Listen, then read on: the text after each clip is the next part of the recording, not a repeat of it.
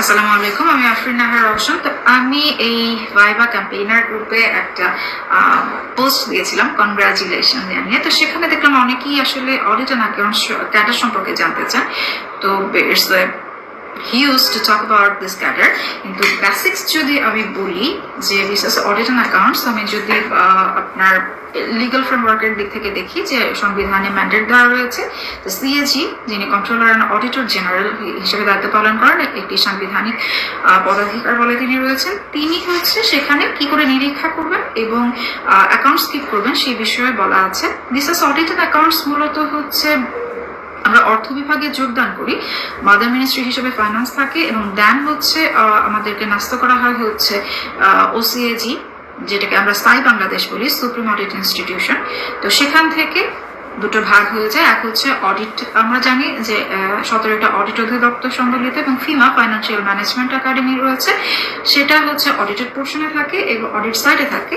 আর হচ্ছে অ্যাকাউন্টসের ভিতর হচ্ছে 3টা সার্কেল রয়েছে, সিভিল অ্যাকাউন্টস, রেলওয়ে অ্যাকাউন্টস এবং সিজিডিএফ বা প্রতিরক্ষা যেটা বলি। তো আপনার এই অডিট এবং অ্যাকাউন্টস মিলিয়ে যে কোনো জায়গাতেই আপনার পোস্টিং হতে পারে।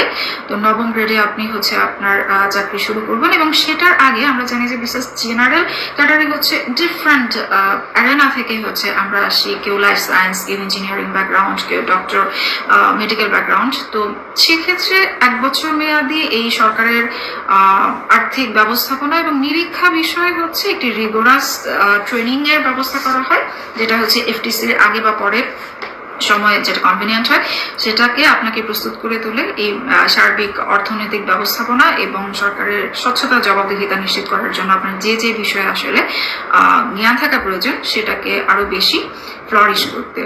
তো আমার মনে হয় যে অ্যাজ এ ক্যাডার হিসাবে এর সুযোগ সুবিধা আরো কিছু হচ্ছে।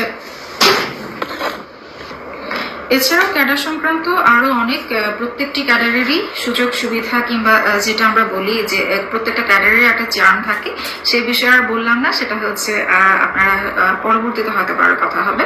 ধন্যবাদ সবাইকে।